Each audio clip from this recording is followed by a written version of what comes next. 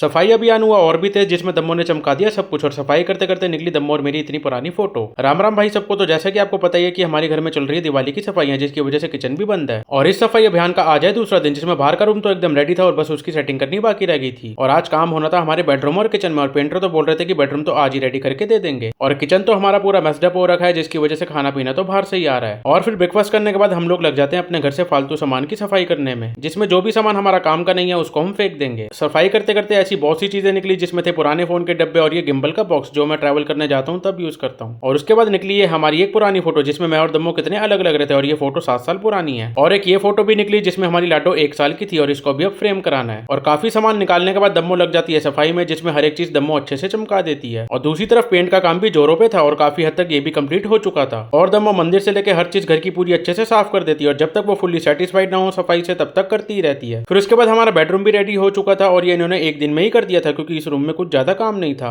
और फिर उसके बाद मिलकर हमने पूरा बेड भी सेट कर दिया था और बाकी रूम की चीजें भी। और लास्ट में मैंने अपने घर का मंदिर भी सेट कर दिया था, जो दम्मो ने साफ करके एकदम नए जैसा कर दिया था। और अभी भी काम पूरा नहीं हुआ था और काफी काम रहता था, जिसमें अब अगले दिन के लिए किचन में काम होने के लिए मुझे पूरी किचन को खाली करके सामान शिफ्ट करना था, क्योंकि अब सिर्फ किचन और बाथरूम ही रह गए हैं। तो होपफुली तीसरे दिन में मेन काम तो खत्म ही हो जाएगा। तो मिलते हैं अब कल।